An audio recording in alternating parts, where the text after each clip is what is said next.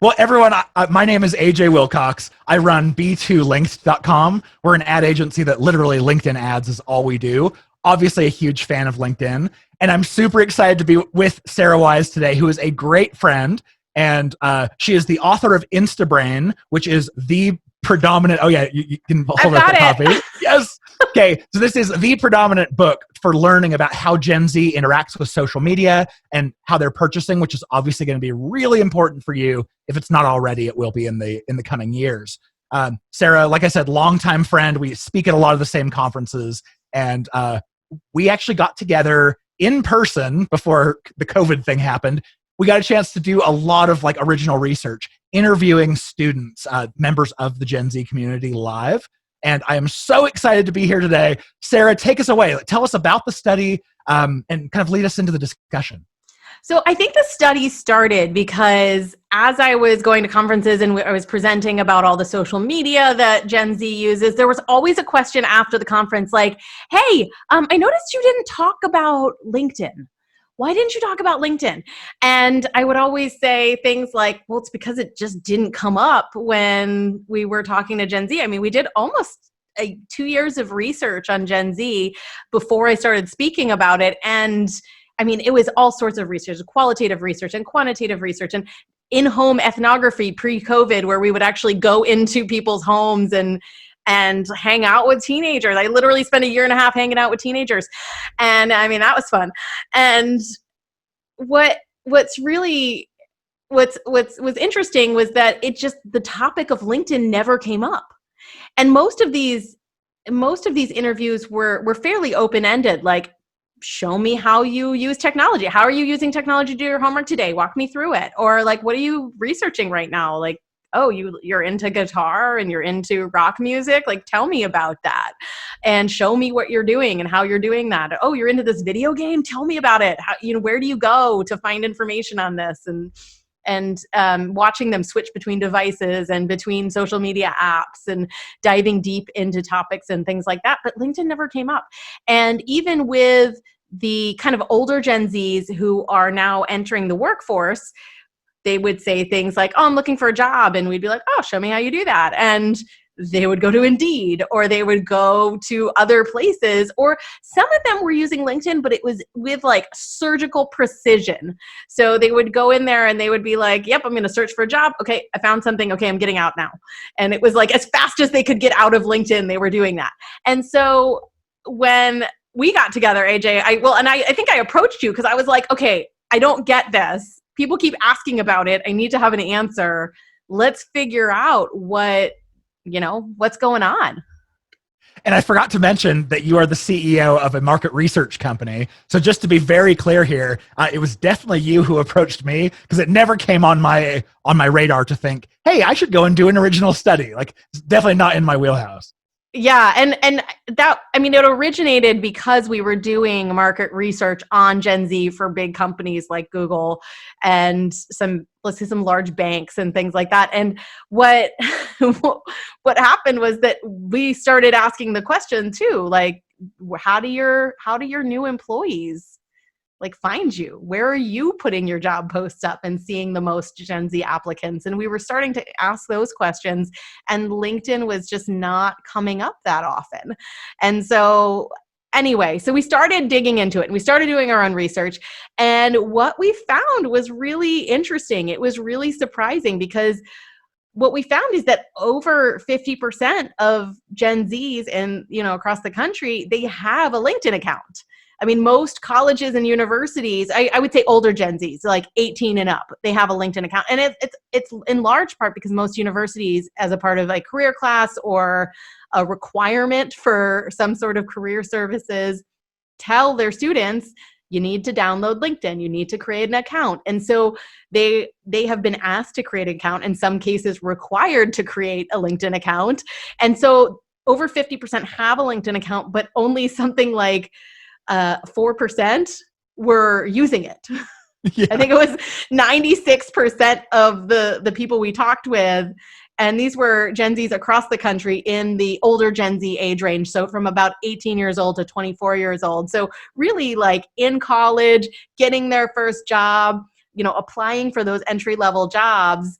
they were saying this is not something we use. And what I loved is when we were in person, we were actually interviewing students on the campus of University of Utah. And I think we interviewed like 12 or 13 people before finally someone said, "Oh yeah, I have LinkedIn." And we're like, "Oh good. Like show us how you use it." Yeah. Yeah. And they're like, "Oh, well, I created an account one time. I can't even figure out my password." So it was like those who have it, they're certainly at least not yet not using it. Yeah. Yeah. And it's interesting because this is a group that first of all, this is like the largest living generation right now. It's a big deal type of group, especially for any sort of digital platform that wants to be, a digital platform 5 years from now. They need to be marketing to and meeting the needs of this younger generation. And especially for LinkedIn, which is a platform that enables people to find jobs, this is a generation that is entering the workforce now. And for some reason, there is a breakdown between what LinkedIn offers and the perception of that in the minds of Gen Z. And so I almost, will say that I think Gen Z is failing or that LinkedIn is failing its Gen Z customers because it's not giving them the information they need, maybe the tools they need, the features they need, and telling them about them and educating them on it. Because the Gen Zs we talked to, they didn't even see LinkedIn as a social media platform. It was the same as Indeed. It was the same exact thing as anywhere else that they would look for jobs. Yeah. And on top of that, we talked to several students who were actively looking for a job. And so we asked them like, "Hey, how are you looking? Would you consider LinkedIn?" And they had this reaction to it like, "Oh, well, the kinds of jobs I'm looking for aren't there, so I'm not even going to try."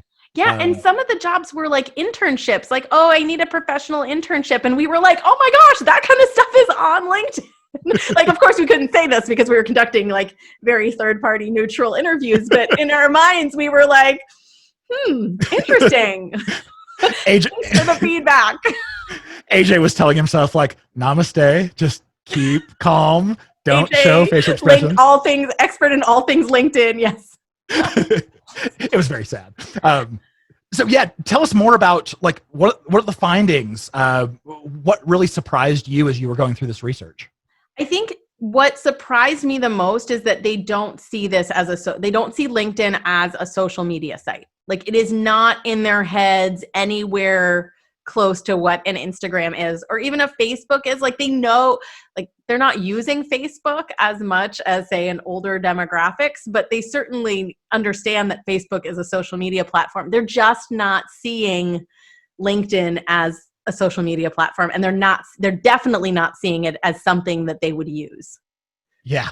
And this is so surprising to me because LinkedIn stopped being a job search platform to me back in like 2012. And it's been a actual social media for communicating ever since then. So it seems like LinkedIn is either not branding themselves or not reaching Gen Z with the proper messaging so they even know what the platform is and why they would want to use it. Mm-hmm. Yeah. And especially because we were asking questions too about like, "Oh, do you ever like go to the news feed? Do you ever look at articles in your field? Or do you ever communicate with people? Do you try to establish connection with that hiring manager?" I mean, they tell you who the hiring manager is. So are you trying to connect with them and start conversations with them in any sort of way? And they just had no idea that that was even a possibility. Yeah. So I think, do you have any more insights you want to share, or should we start going into like the prescriptive stuff? Like, let's dig into it, but because I think the biggest finding here is that LinkedIn is not working for this generation. So I want to hear from you, AJ, LinkedIn expert. Like, what features would be really helpful to this generation who is looking for jobs? And I guess I should add too that especially now that we're in COVID, we're months into this, it is really hard for a young person an older Gen Z who's just out of college to find an entry-level job. Like, it is extremely difficult because those entry-level jobs, they're being filled by people who are overqualified for them. They're being filled by people with many years of experience who are accepting a lower salary and taking that job because unemployment is high. I mean, it's a really strange time because we went from this kind of one of the largest economic booms in history to just crash bang. People are unemployed, don't have jobs, like record levels of unemployment. People are just taking whatever they can find.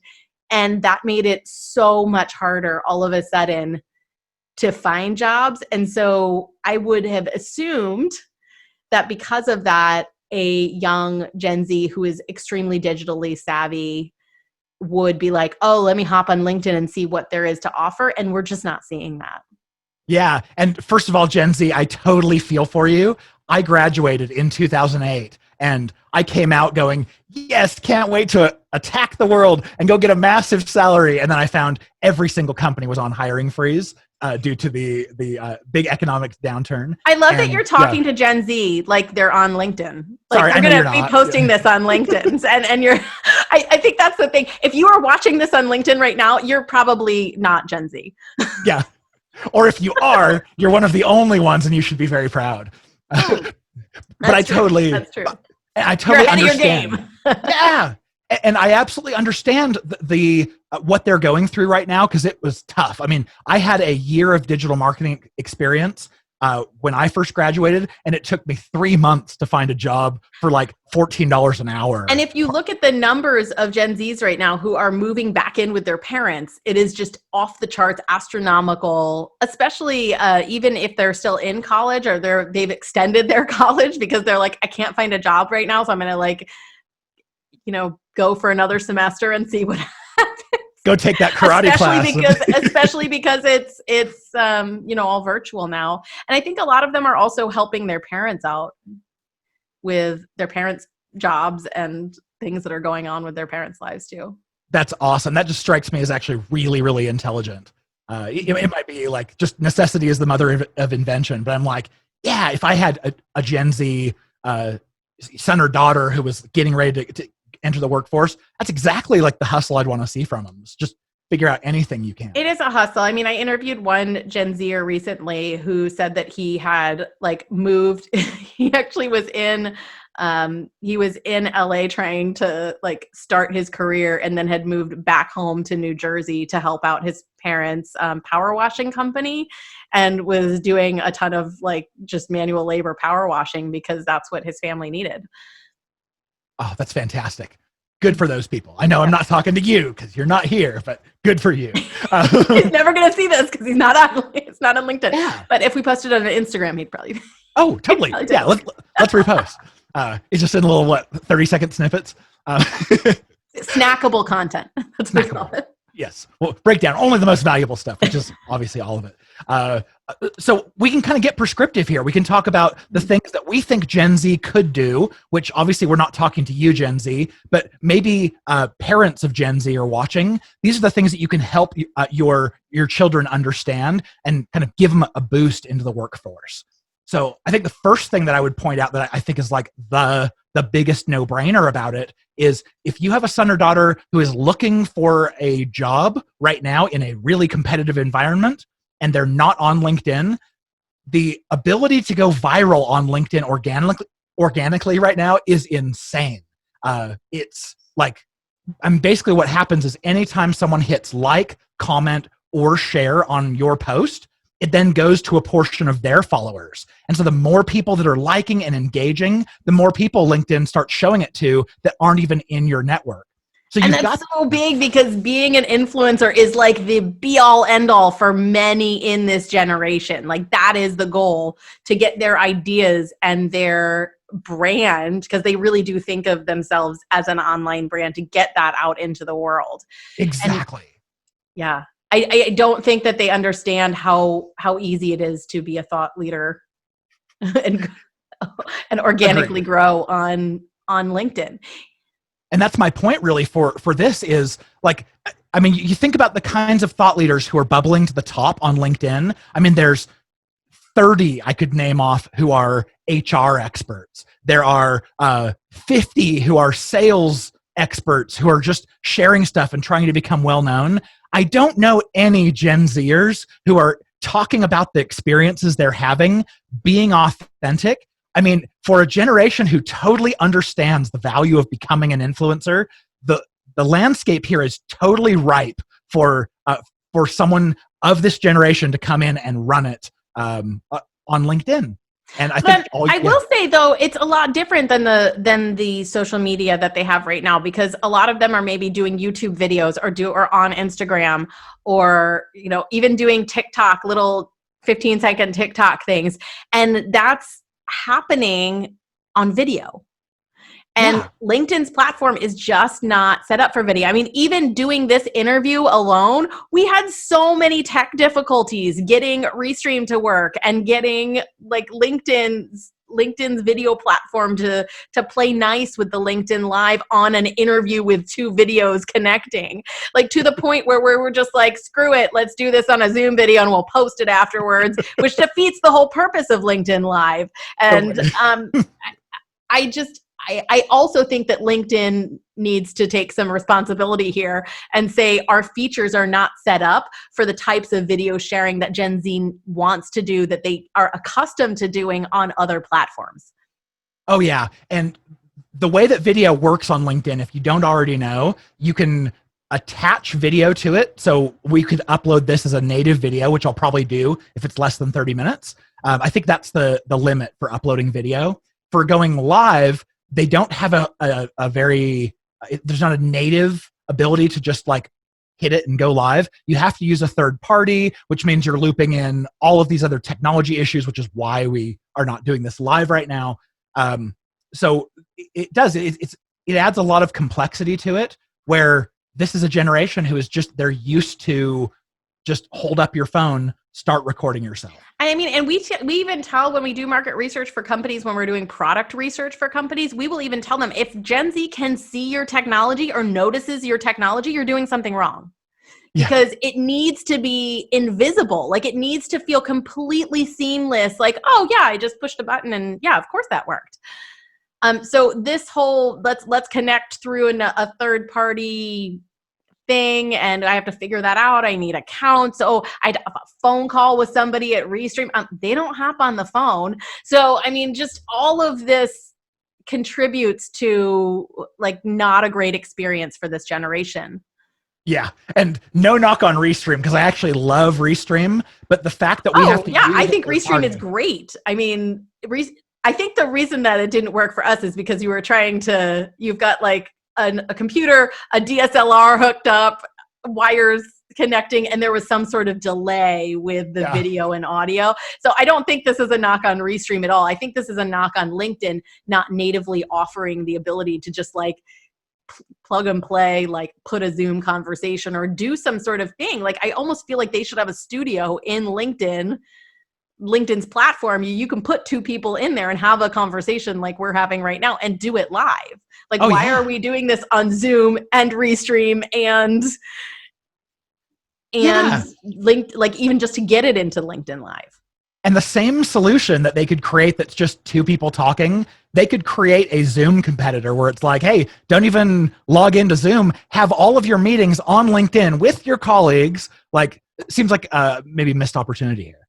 Yeah, and that's a perfect platform to do it on, because people are on LinkedIn for work. It's not like they're on Facebook all day, like while they're working. You're trying to close that Facebook as much as they can, or Instagram or anything else for especially for older people. Like, LinkedIn is the professional network that I think most people over 25 use, or just people in general use for professional reasons. Yeah, totally. And so if you are the parent of a Gen Z who's looking to go into the workforce, maybe you can help convince, I know Gen Z may not want to be convinced of this, but you can help convince them, like, yeah, the video stuff is harder, but because no one is doing it, there's a huge opportunity for you to cut through the clutter and become an influencer quicker and be comfortable with text, like be comfortable sharing text and pictures as well until video gets comfortable with where you're at.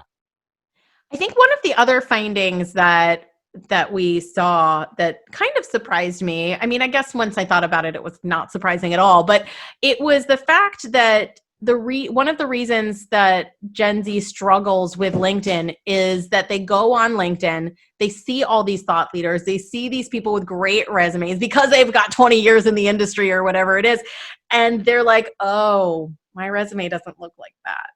Like my summer internship where I got coffee for people, or my, like, I was a checkout person at a grocery store, or I was a camp counselor. Like, they're not seeing their experience as relevant to their resume.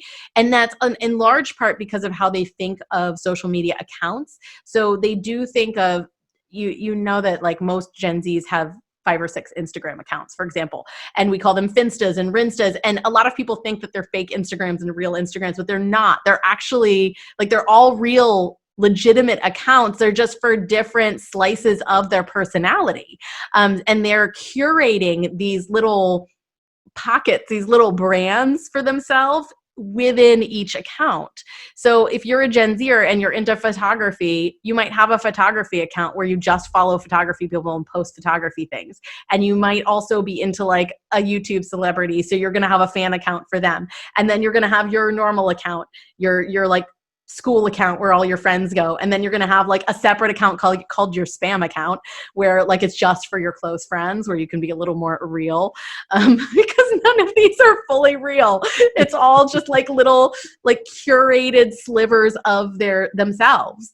And so when you translate that to a job, they're going, oh, I want to get a job in marketing, or I want to get a job in HR, or I want to get a job in this field, whatever the field is.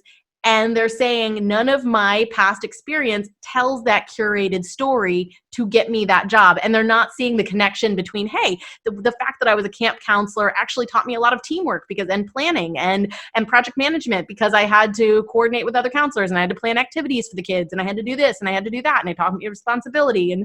And like, they're not seeing the connections between what those early jobs actually teach them and how that is actually very relevant to a future career and an entry-level position. I mean, if I see an entry-level person who has had a job as a grocery store checkout, I know that they have good people skills. I know that they have good customer service skills.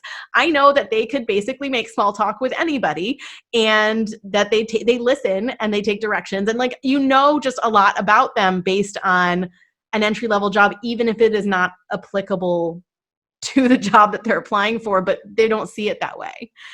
And they can make change. Yeah, I mean, absolutely. Mental math, sure.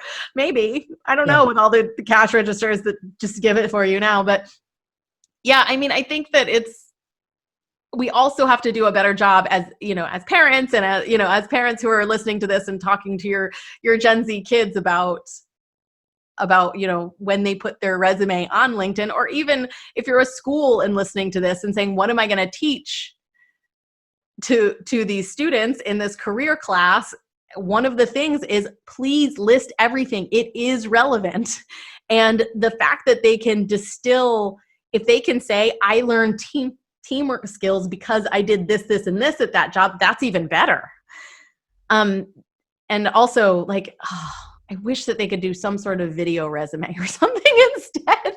Oh, yeah. Again, back to the video, because Gen Zs will talk about themselves and their goals and what they want to find in a job very quickly on video. Writing is another whole thing.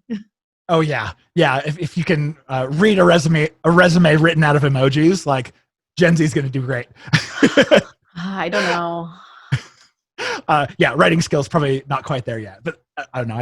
I learned how to spell a word right last week, so we can all still keep learning. We're all doing that. So if you've got a Gen Zer, you can help them. I mean, you can help them understand, first of all, like, hey, being an influencer is possible on LinkedIn. No one else is doing it, and here's how you have to do it on LinkedIn. So I know this is a little bit less comfortable for you in the rest of the social media you use, but it's writing things and sharing things and leveraging video that may not work quite as smoothly. You can help them with that. That's fantastic. Transcribing the video on otter.ai and then putting it out there. Yes. And then help them understand, help them think through past experience. If they look at LinkedIn and go, man, all these other people have like CEO of this and 18 years of experience in that, I'm not worthy with my grocery store checkout profile. Help them understand, like, point towards the skills that were built and not necessarily what they think of, like, oh, the job title of ice cream scooper. Like, sorry, I'm not worthy. You are worthy. Figure out the skills that make you interesting, especially to those who are hiring for the entry level positions. Yeah. I think this also, there's a lot of kind of partnerships that I see for LinkedIn with colleges and universities, because these colleges and universities are already telling their kids, hey, you are required to, or you should create a LinkedIn account, and they're doing it. I mean, the numbers show that they're doing it because they're being asked to do it. So why isn't there subsequent education that says, okay, now that you have an account, this is how you do it? And it's almost on LinkedIn too. Like, LinkedIn should know, based on the profile, how old the person is, like the personalized profile. They should know to show a video on how to customize your profile instead of just walking them through like the little checklist of you're 80% complete or whatever it is. Like, they should actually do a video series, maybe on LinkedIn Learning or something like that, that's free to anybody who has just recently opened, is in a certain age range, looking for an entry-level position, and has recently opened an account, to follow up and actually get that going. Yeah. And maybe even they should even go, I'll let you talk too.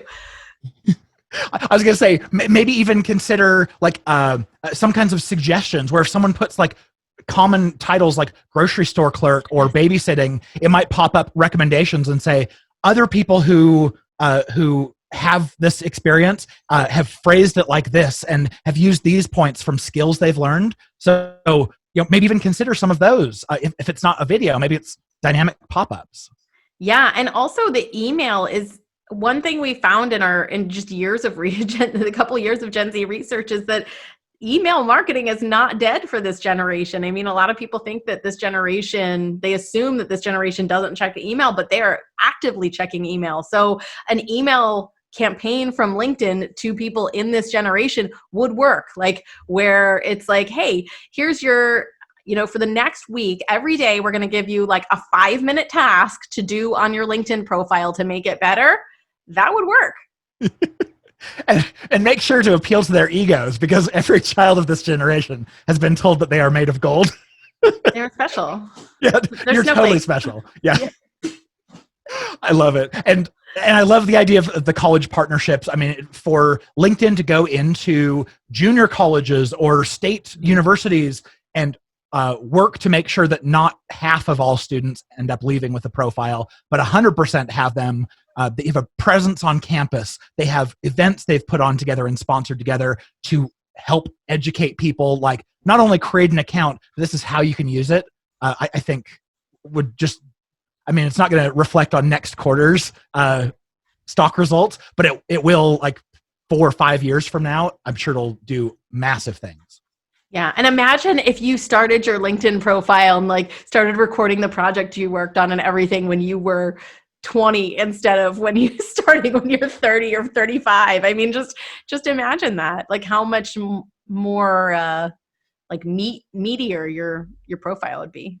Yeah. And when I was searching for a job in the middle of a recession, no one was hiring. I was ashamed, and I didn't want to talk or share anything about it because I thought like it was a reflection on me as a failure.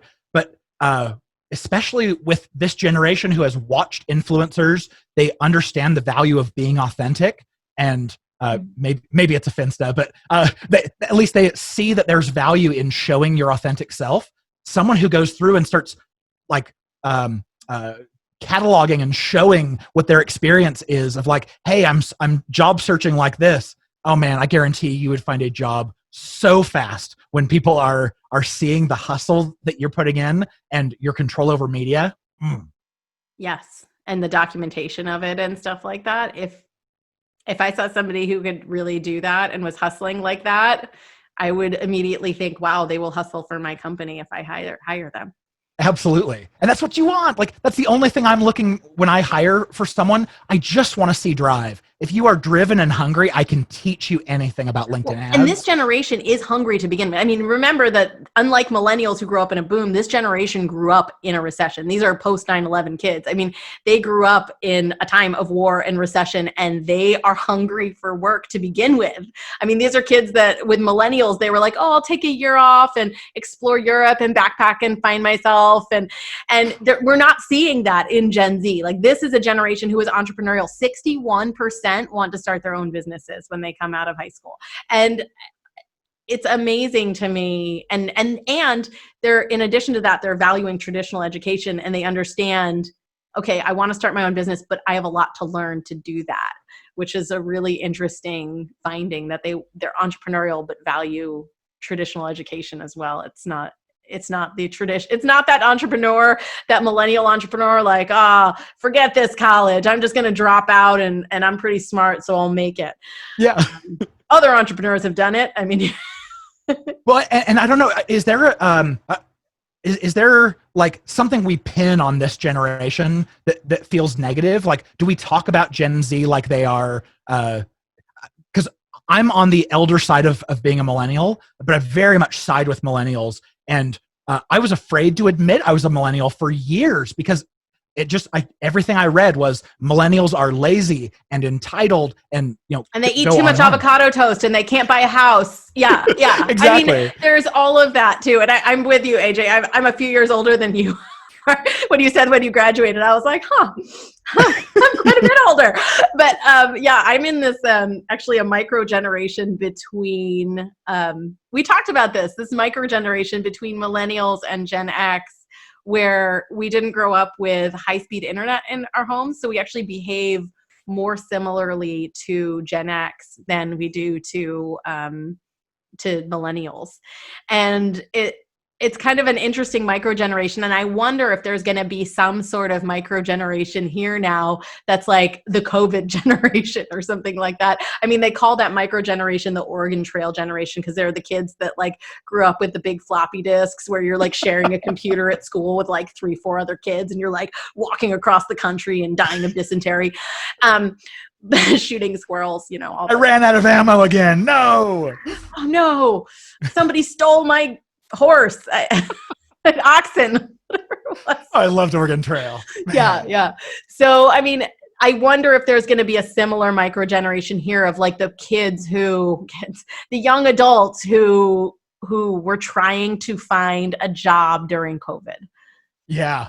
Oh, I totally think there will be. This is, I am so glad, just as an aside, I'm so glad that I was alive for COVID, because if you would have told me like 10 years later or 10 years earlier, like there's this thing that we lived through and the whole world stopped and everyone started wearing masks, like I would not believe you. So I'm glad we experienced this, and for people to have their formative years during it, I can't even imagine what that's. Yeah, I'm interested too in how this is affecting Gen Alpha, which are the kids who are under 13, who today are for the first time like, I'm sorry, you can't be in school. Yeah. Like, you can't be in school. You have to homeschool, and we don't have a device for you, but figure it out, kids. Yes. And depending on what year you were as an alpha, like I've got four alphas in my house, and there's a whole year that they pretty much took off of school. Like it wasn't the same curriculum. Like, are we going to have a whole generation where this year knows nothing about geography? I think year we doesn't will. Get math? Yeah. I absolutely think we will. I mean, that happened to my daughter at the end of last year when we started homeschooling. I realized in the summer, because we did it like a math assessment for her, like, oh, these are the things you should have learned in 3rd grade.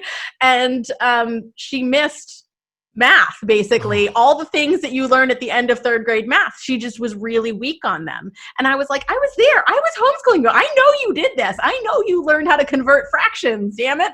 And yet, and yet she was really weak in it. And I think that there's going to be a really big gap too between kids who were at a public school where they had to be home for a whole year, and the kids who started back this year in private school. Like there's going to be a huge gap in terms of the kids who don't have just missed a whole longer period of time than the kids who were in private schools and able to go back in person because they were small class sizes.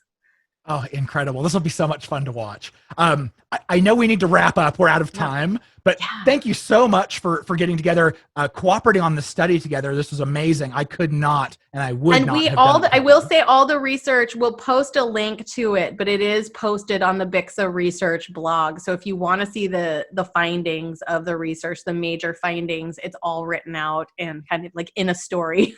Yes. For you with bullet point findings so that you can actually go ahead and get some of this data and use it. And, if you're creating your own products too, I mean, even if you're in marketing somewhere else, it's super helpful to understand, what we're critiquing LinkedIn for here related to Gen Z. And I bet there are some similarities with your company too. Oh, yeah. And if you're listening to this on the LinkedIn Ads Show podcast, we'll put it in the show notes below, taking you right to bixaresearch.com. So, Sarah, thank you so much for doing this. This is amazing. I am in awe of the information that you so effortlessly throw out there every time we talk. So, thanks for that. Let me give you a freebie too. Okay, so if you would like a free chapter of InstaBrain, you can go to bixaresearch.com. It'll be in the show notes or in the comments if this is being posted to LinkedIn. bixaresearch.com/free chapter. And you'll get a free chapter of InstaBrain, the new rules to marketing to Gen Z. And you'll also get a PDF of the top ways we do research for Gen Z. So if you're thinking about really getting to know this audience, which you should be, because it is the largest living generation right now, and they're entering the workforce, and they contribute to $655 billion a year in purchase power. So you should be thinking about them as your customers, as your employees everywhere. So they will make you rich. They will make you not go out of business. So if when you are ready to do research, this PDF will tell you the techniques that are really working for them right now. Awesome. Thanks so much for running the study. This information was incredible. I know everyone listening, you're going to love the article, the in-depth research, the data behind it was Sarah was the mastermind and I was merely a contributor. So thank you so much. Oh, he's not given himself enough credit for that. I never do. Awesome. Thanks so much, Sarah. And thanks for everyone for watching/listening. Okay, bye. Oh, are you a waiver? I recently read this. I recently read a study on people who wave versus not wave on Zoom calls at the end. Really? So what's the difference? Like, what does it mean something about your personality? Yeah, it's like some people are just totally over Zoom and they're like, goodbye. And then some people wave. The last thing you see is a finger going towards the lens. Yeah. So yeah, that was your little Easter egg at the end of your podcast, random waving. waving poll. Do you wave or do you not? You'll notice it about yourself next time you're on Zoom. Party on. See ya.